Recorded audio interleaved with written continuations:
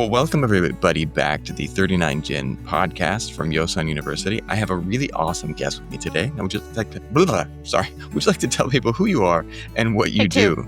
Yeah. Thank you, Sean. Thank you so much for having me on your show. I really appreciate it. My name is Dr. Hoehn, and I'm a board-certified reproductive health acupuncturist. I'm based in Los Angeles, and I'm also a medical advisor on a company called UVA. And I serve on the role of strategic partnerships for a company called Five Flavors Herbs as well. That's awesome. Now, what got you started in acupuncture? What sent you down this road? Yeah. Well, I was an underwater photographer and I was in the film business for 25 years before I became an acupuncturist. And I got in a rigging accident a couple of years ago. And acupuncture was the first thing that put me back on my feet after my accident and got me back to work, which was sadly the main concern at the time because I'm pretty work oriented. And after that, what also happened at the same time was I had horrible dysmenorrhea or painful periods. And at the same time, I don't know if this was intentional or not, but the acupuncturist worked on that and healed that in a matter of 1 or 2 treatments. So I was so impressed that I decided to get my master's degree to serve my community, which is camera women at the time. I was in the camera department. And I also found that at the same time, my community was really suffering from the same kind of things that I was, like painful periods, a lot of endometriosis and things like that. So then that's when I decided to get additional training through the ABORN program so that I could serve my community. That's awesome. What do you believe makes this medicine so uniquely suited to support fertility and reproductive health? Yeah, I mean, we can talk about this a lot, right? Like we all know that it's really a comprehensive medicine and we're looking at whole Yeah. system, whole person care, which is a really big part of it.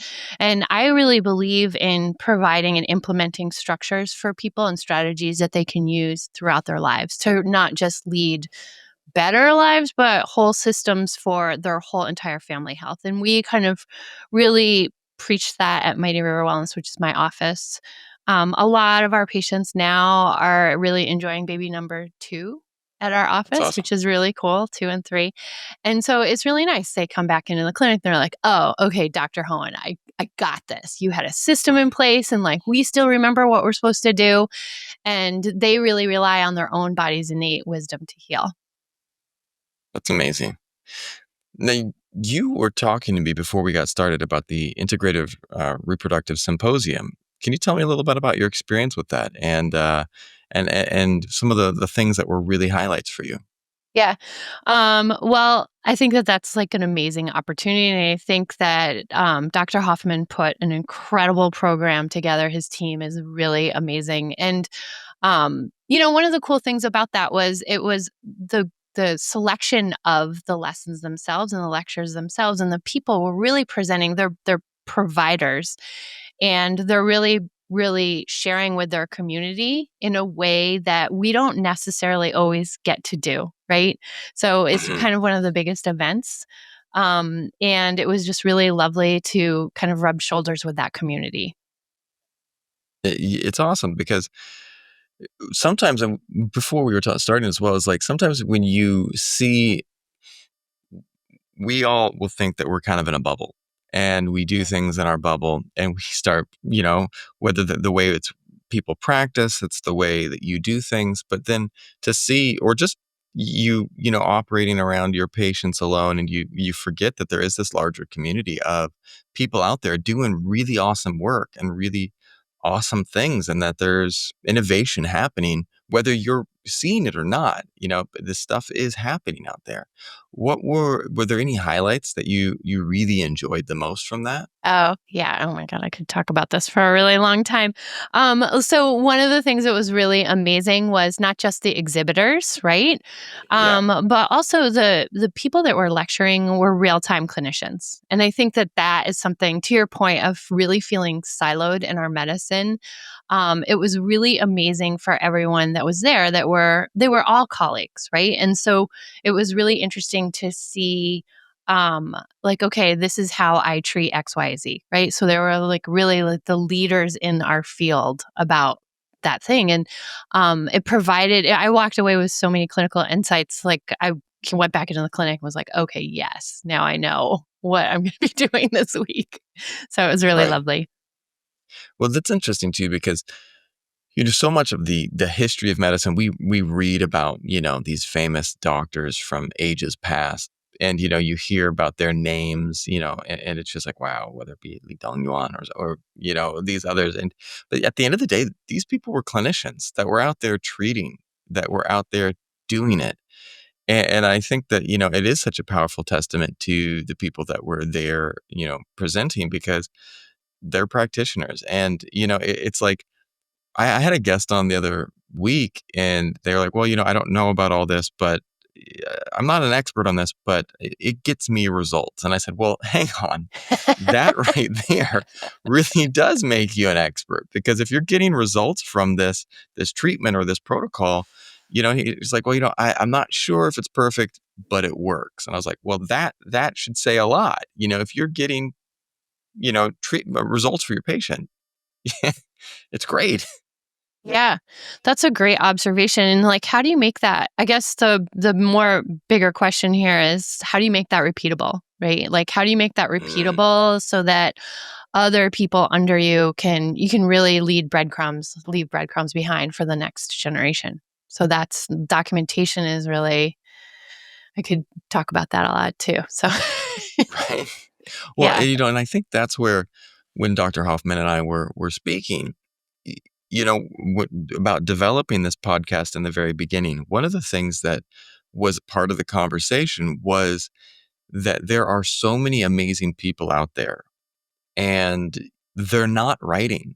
They're not putting things down on books. They're not, and part of this podcast was simply to go, we have these people in this field that are absolutely amazing, and they might not be documenting everything. They might not be. Maybe they're doing a workshop here or there, but to really create a video reference to share some of what this person was all about is huge, because I remember studying with some great professors who have now have left the profession or passed on, and there weren't the books from them. There weren't I got to experience them firsthand, which was amazing.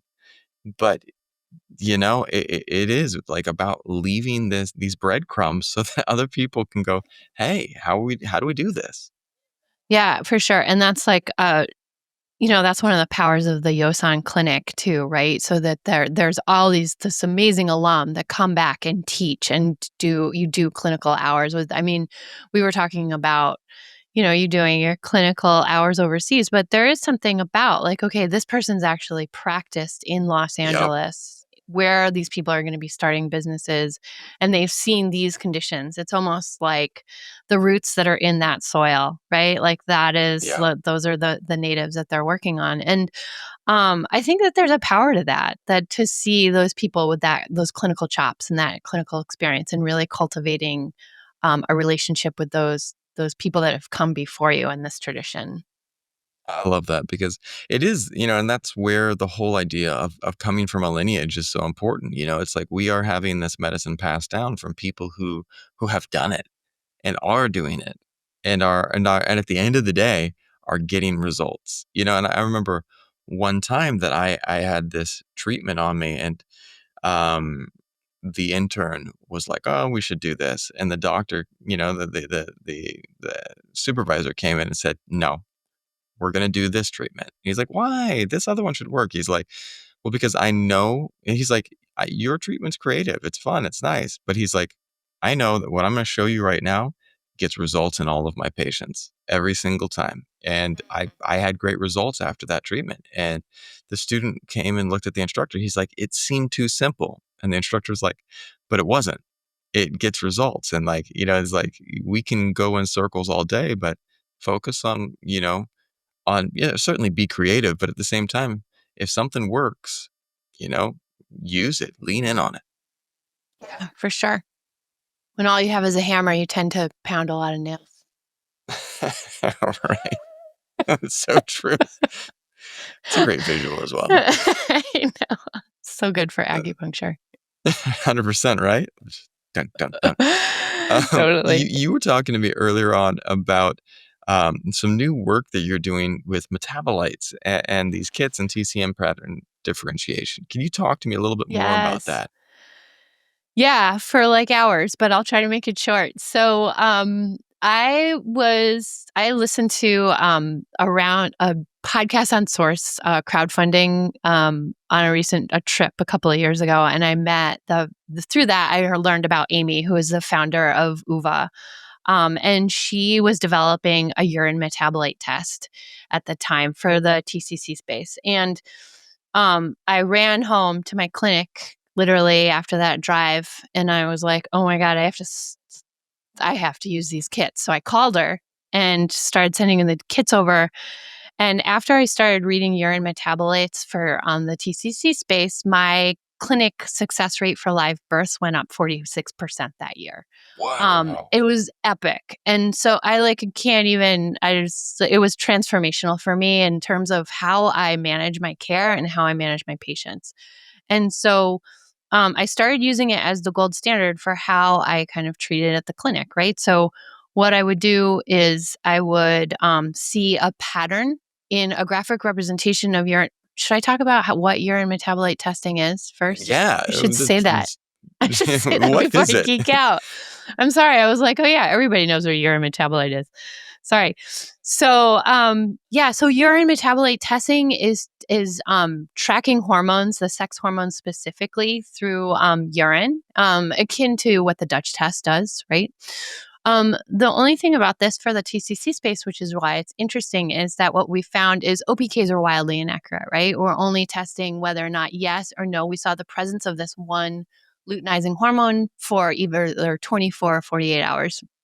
And with the UVA kit, what we're doing is we're confirming that ovulation occurred with the presence of a progesterone metabolite in the urine. So, and then what happens is UVA is one of the singular urine metabolite tests that actually has a really robust clinical dashboard. So you're able to interface and talk with and collaborate with your patient, right? And then on top of that, if you are an acupuncturist or in your reproductive health, what you can do is you can see that pattern of what like a TCM pattern based on what the urine metabolites are doing throughout the cycle. And then you can do an intervention directly from that dashboard if you want to use something like full script or you want to do some modular formula intervention. You can see that and then you can see the results in real time, whatever you do, right?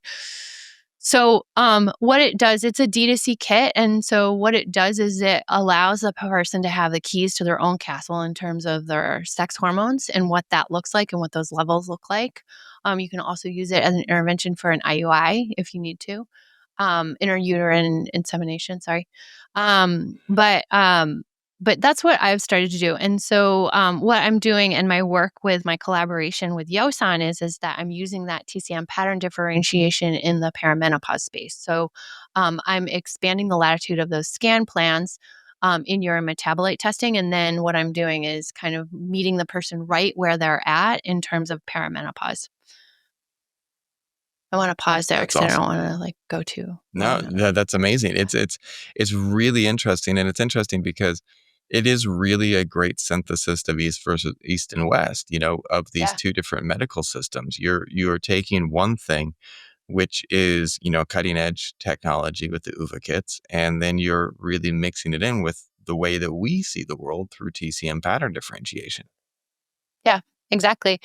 It's really interesting. Like I did a webinar on this a while ago, but it's really interesting to see, like, for example, somebody with very low progesterone, how you can support them in a different way and provide that intervention. It's very subtle.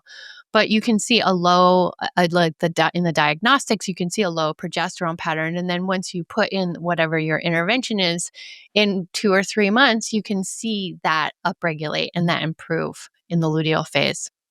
It gives a person a lot of education and empowerment around and agency around what their cycle is, right? So, I think you'd probably be shocked, but like a lot of my demographic doesn't know how their hormones work or what that looks like. And that is why I got into the field in the first place is albeit I had this awful injury and I wanted to support my camera sisters At the same time, I learned that they didn't have a lot of education around their hormones. And so that's why I wanted to start being in this field and being involved in this field, so that healthcare is education, right? So Yeah.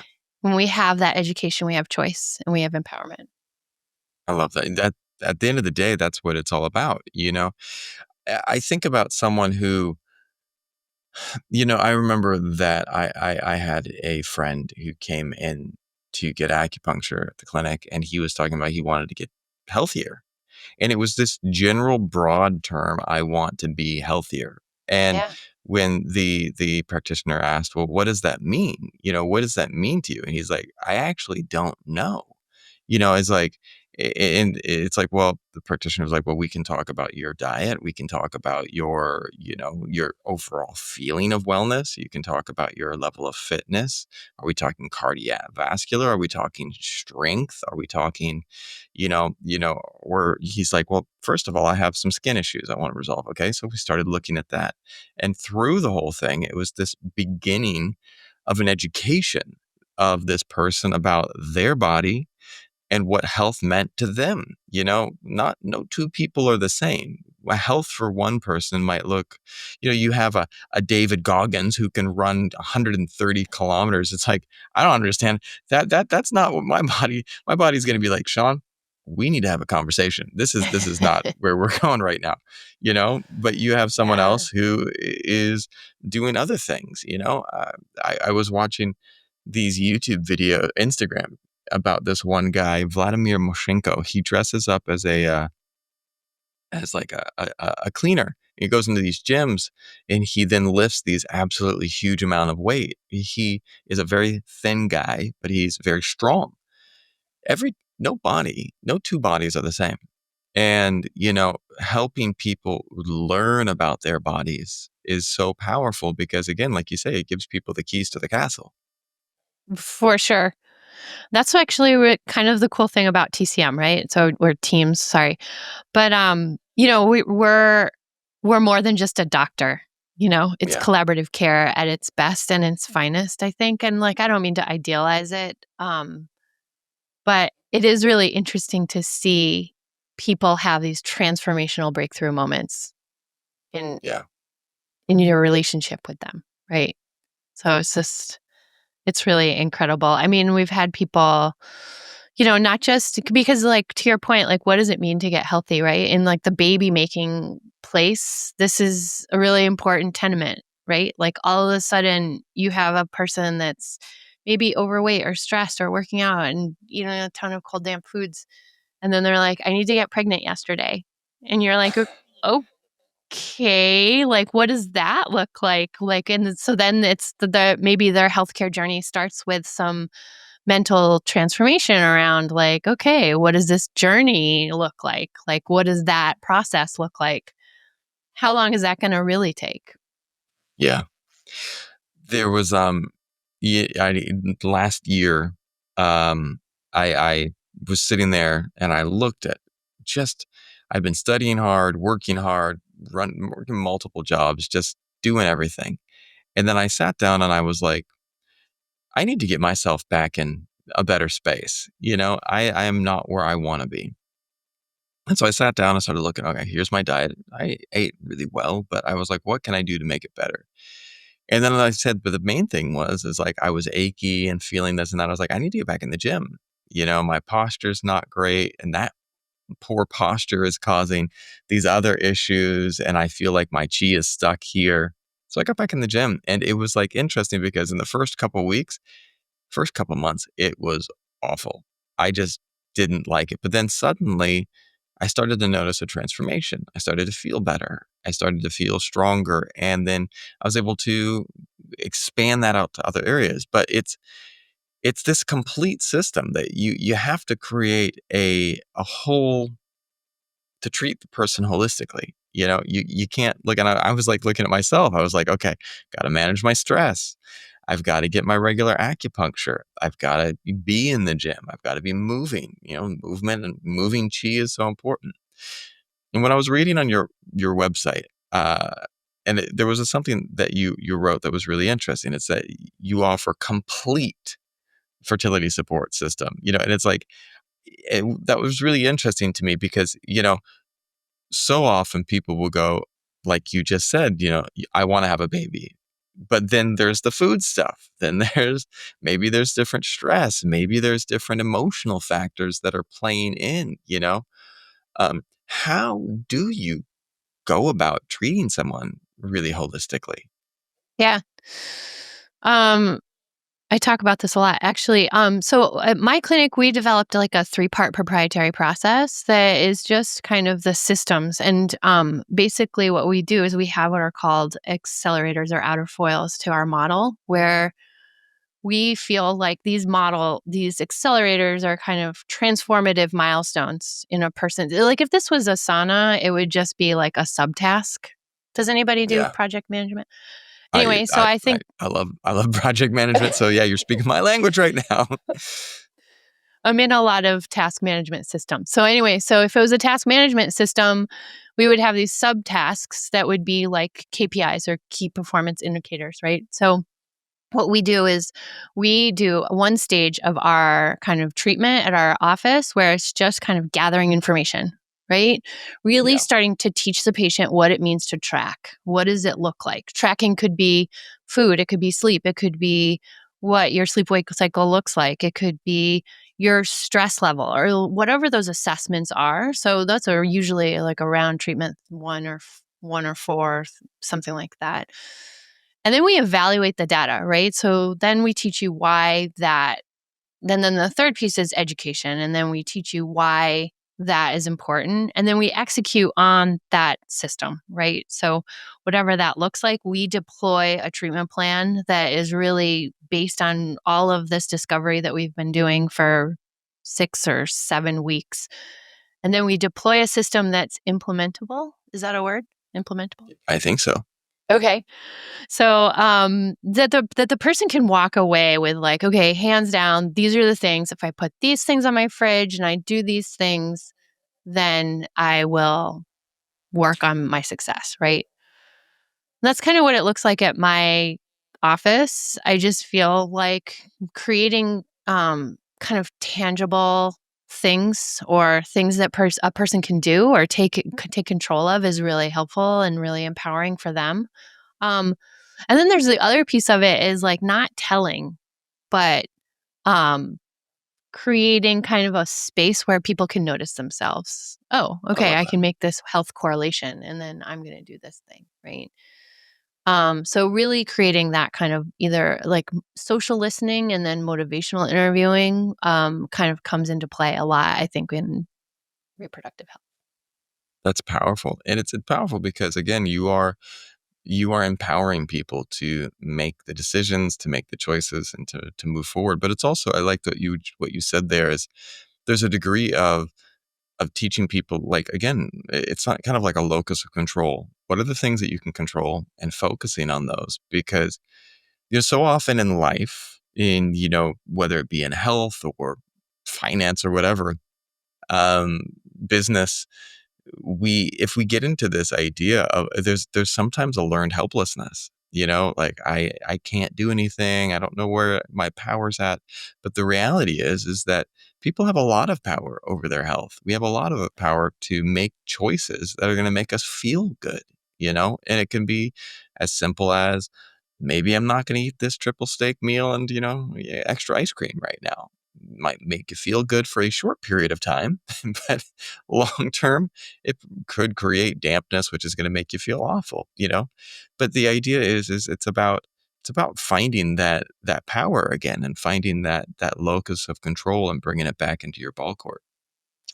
For sure. And like, one of the things that's really I think this was hammered home for me. I think Dr. Kalish talks about this a lot is like talking about the patient experience at your clinic and like really like seeing the same patient is actually like a positive, right? Because it's like in terms of the patient journey, where they are going to run into their blocks, where they're going to run into their challenges. And that being anticipatory is really powerful, I think, in the medicine, right? So learning, okay, cool, this person is maybe they got their period. Like, how does that feel to them? How do you reframe that so that they can execute on a different plan the next cycle? Um, Yeah. and that allows them to take some agency over their symptoms and like maybe kind of move forward in a different way. 100%. Because it is you have built an impressive track record of success. Now, what are some of the things that you attribute your high fertility success rates to? Is it this personalized care? Is it I work 24 hours a day. I'm sorry, you can edit that out, but truth? like, No, no, it's truth. I just like totally honest with you is like, I study a lot and I don't, I work a lot all the time. I don't know. That's, I, yeah, you can edit this out, but, No, I think actually I I had some really good guides, right? Like, and I still do. And I think that it's really important when you're studying and you're practicing medicine to have like a bead on 2 or 3 different mentors and 2 or 3 different guides that, right now I have this amazing like group of chums that I went to my master's program with.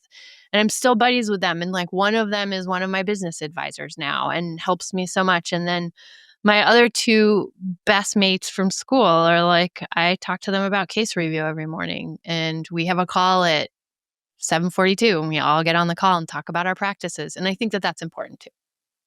That's awesome. Yeah, it's really awesome because again, you're becoming one of the mentors now at Yosan. You're going to be teaching there and sharing about the UVA kits and your use with TCM pattern differentiation. How does it feel to be on the opposite side now? As the mentor. I mean, I have no idea, it's a moving parts. It's a lot. It's very ever evolving role, I think. There's so many times somebody asks me a question and I'm like, "Wow, that's a great question." That's all. Like But can I? There's something you said earlier that I was going to poke at, and you're like, I'm working 24 hours a day, and it's not just work. You were like, you're finding out, you're learning. I think one of the powerful things is that as a teacher, I've taught for a long time. Living in Asia, I taught English for a long time, and I had students that would come in and go, "Teacher Sean, how does this work?" And I will be like, you know what? That is an awesome question. I have no idea, but I do know where to look for information. I do know how to find that out. And then I go Yeah. and I find it out. And then I sit there and like actually teaching makes me better at what I do because I sit there and I learn more because of the questions that other people are asking. Yeah, for sure. Shameless plug here also for Plug we were away. just yeah, plug away. So just being around the UVA people, the those providers, those creators are just like incredible movers in our field. And as a result of that, I met up with a vaginal biome testing organization. And one of the things about the field that's really cool that I study is that we have these moments where we get to connect with people that are building and innovating and innovative Yeah. and very transform like they are moving the needle with healthcare and that's incredible and like finding that support and knowing like okay cool I have this question about this person. I've done everything in their workup. They're not getting pregnant. Cool. I'll talk to the Dr. McLean at Evie and talk to them about the vaginal biome kit. And all of a sudden, you go to the clinic in the morning and there's 4 amazingly competent, really incredible women on the call, and they're all there to support you.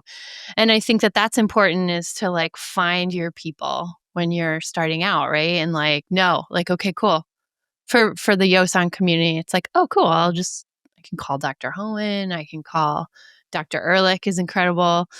Mhm. You know, those people are all really accessible, which is amazing. It's awesome.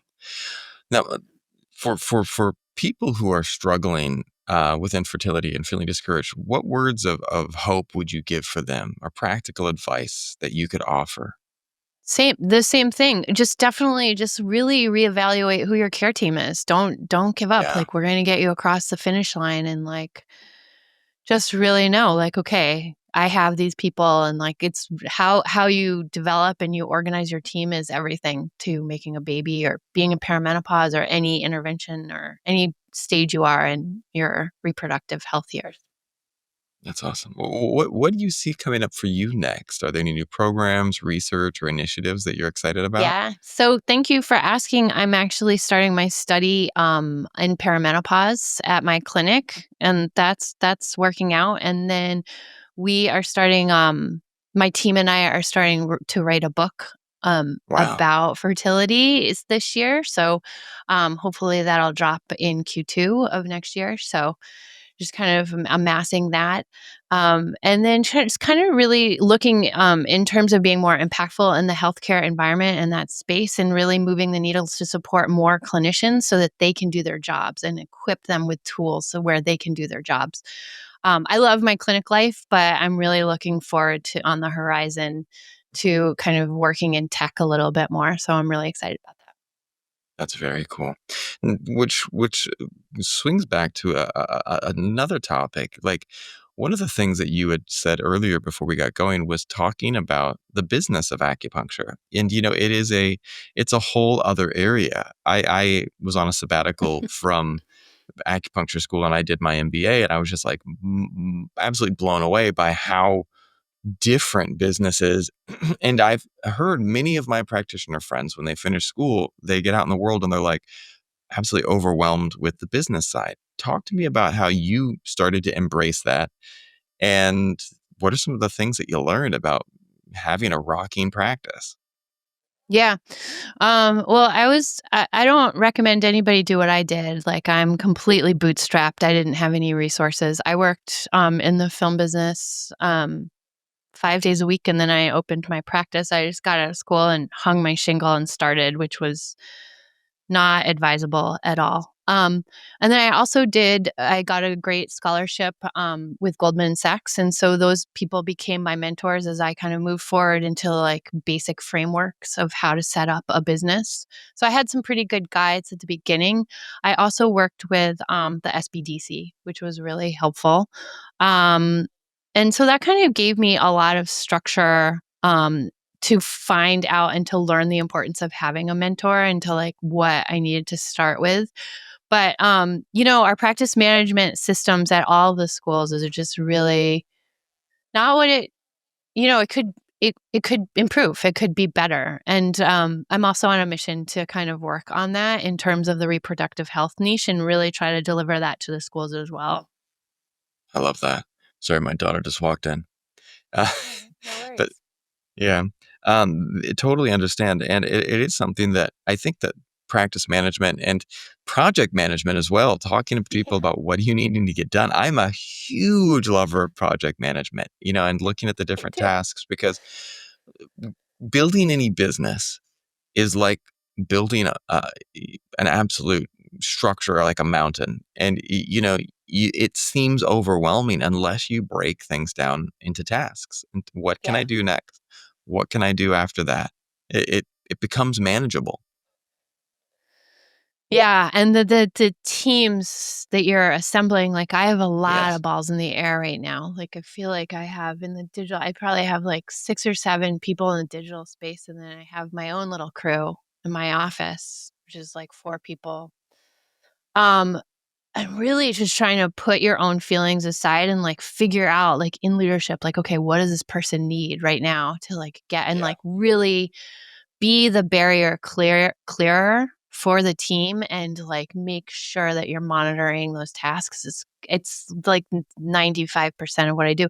And I'll just be honest, like I don't do it well, but like I like definitely give it a stab. And it's definitely where I do like being the manager and the overseer. I just am learning. And that's like, again, an ever evolving piece of my career as well. Like, 100%. I love that, be the person who clears the obstacles, because at the end of the day, yeah. that's what it's all about. And I mean, that's what it is as an acupuncturist. You're helping people clear obstacles and blockages. Yeah, same thing. So, And, just to bring it back to like Barbara Corcoran said this great thing the other day is like, your team does not work for you. Like you work no, for your team. And I feel that more and more as we kind of move into like more expansion at my own clinic. Like damn, this is not about me. It's not about my ego. I have to like figure out how to like serve my people the best I can, like get them what they need. I love that. If you could go back and give a younger version of yourself some advice while you were studying this I'd medicine, what? marry rich.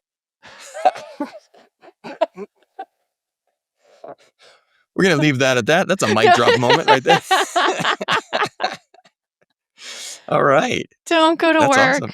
Go do Pilates. Like, I don't know. Like, I just like don't try to like support yourself.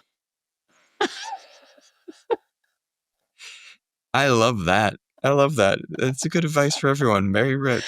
Yeah, That's marry great. rich. Yeah, don't marry for love. I love it.